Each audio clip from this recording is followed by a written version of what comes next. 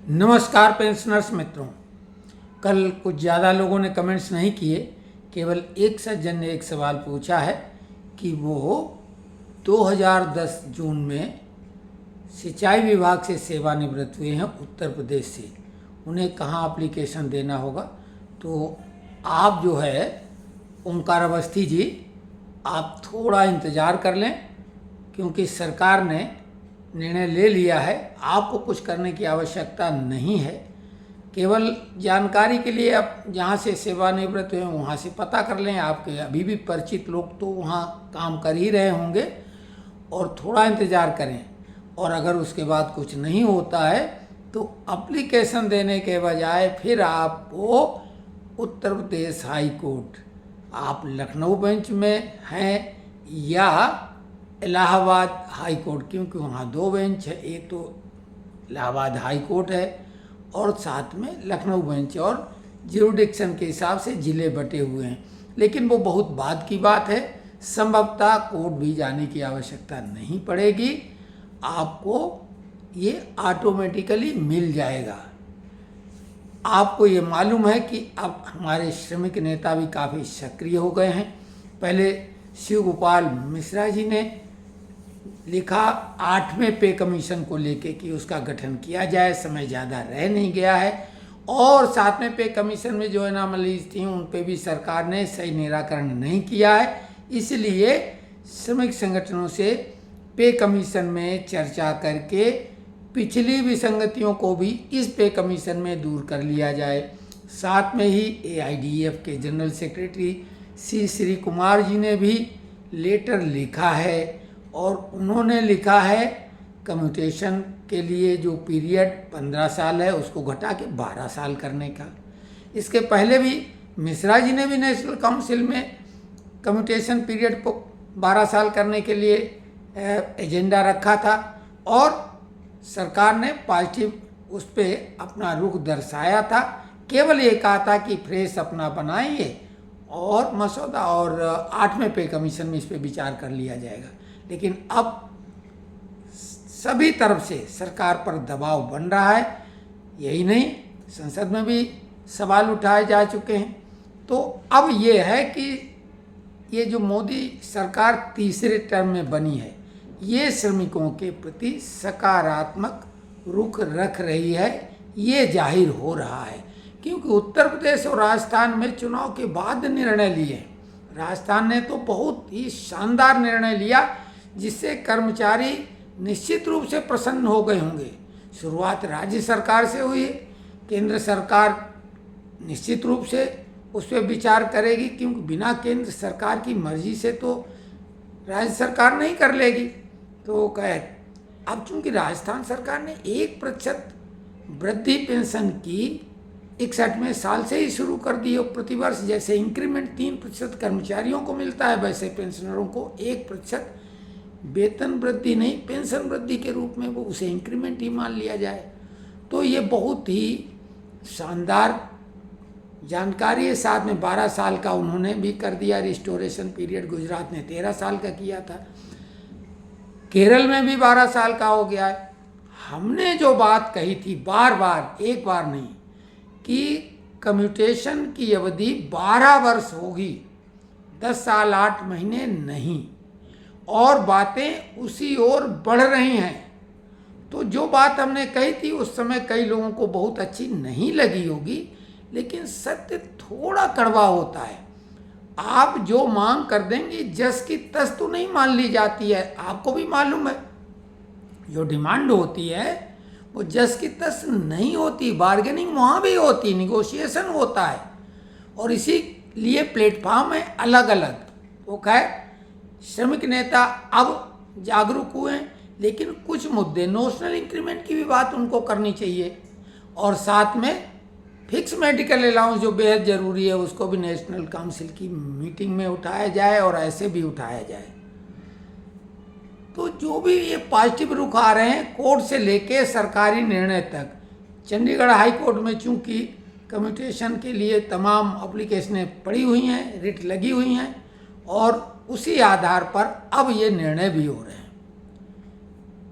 अब जो बाकी हमारे मुद्दे हैं डीए एरियर का, उसके बारे में तो चुनाव के पहले ही वित्त मंत्री को मुकेश सिंह, जो कि बीवीएमएस के जनरल सेक्रेटरी, उन्होंने लिखा था और हमने बताया कि सरकार देने को तैयार है। लेकिन उस समय किसान आंदोलन जिस तरह से चल रहा था, तो हमने कहा था कि किसानों की मांग के आगे जिन नेताओं ने, किसान नेताओं ने कर्मचारियों का ही उदाहरण दिया, पे कमीशन और इंक्रीमेंट का, तो सरकार अब नहीं दे पाएगी और वैसा ही हुआ।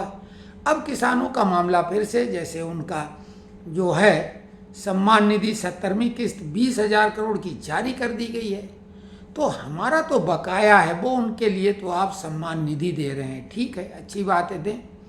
डीए मर्जिंग का मामला है, सरकार क्या निर्णय लेगी उसी पे है, नहीं तो 3% डीए बढ़ना तय है, जो कि हमने बहुत पहले बता दिया था।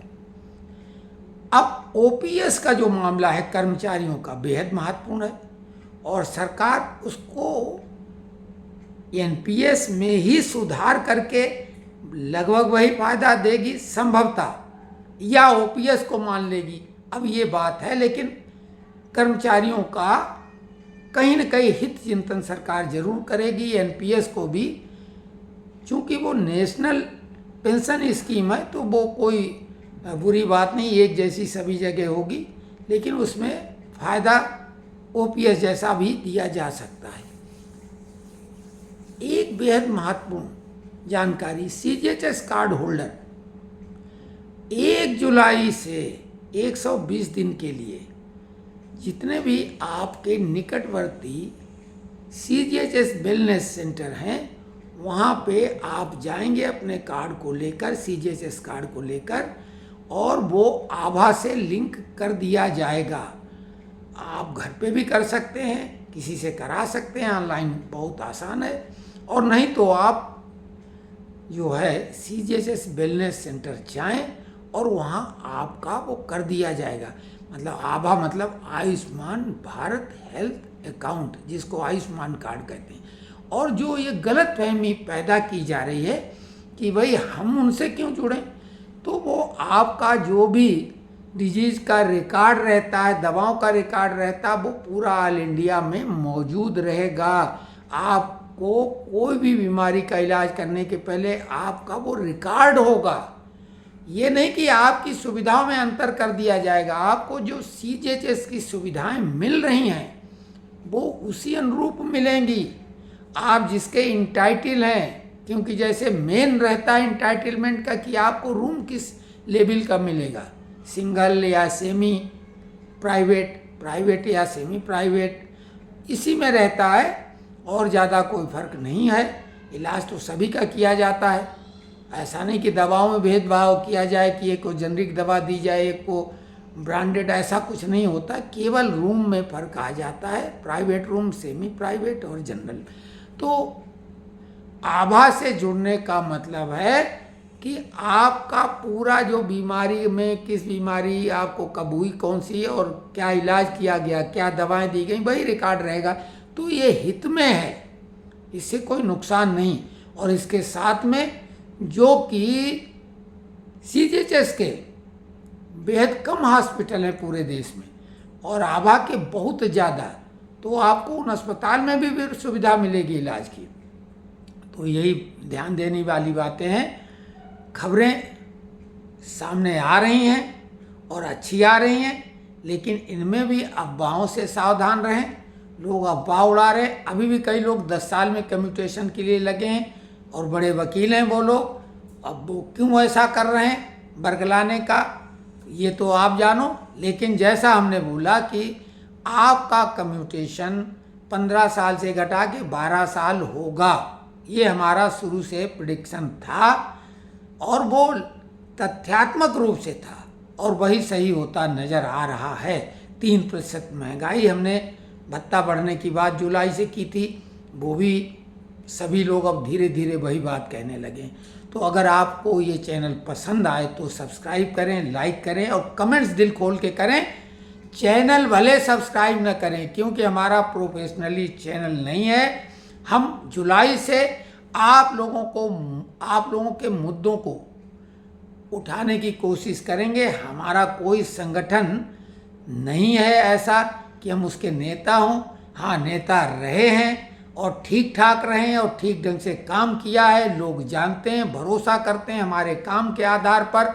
और अब हम बिना किसी नेतागिरी के प्लेटफॉर्म को, इसी चैनल चतुर्थ स्तंभ को आधार मान के, इसी प्लेटफॉर्म की हैसियत से पेंशनरों की तमाम जो जायज़ मांगे हैं उनके बारे में हम भी अपने ढंग से लिखा पढ़ी करना शुरू करेंगे प्राइम मिनिस्टर का जो पोर्टल है उस पर।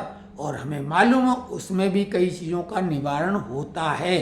अगर आप इस चैनल की तादाद बढ़ाएंगे, संख्या बढ़ाएंगे सब्सक्रिप्शन करके, तो चैनल की ताकत बढ़ेगी, तो सरकार को हमारी बात में वजन भी उसी अनुरूप महसूस होगा।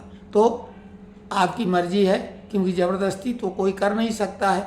और हम बहुत ग्लैमरस और चमकीले और पॉलिश्ड वे में बातें भी नहीं करते हैं, सच्ची, सही, तथ्यात्मक, तार्किक बातें करते हैं। अगर पसंद आई हों तो आप सभी लोग को बहुत बहुत धन्यवाद, साधुवाद, जय जय सिया राम। कल तक के लिए।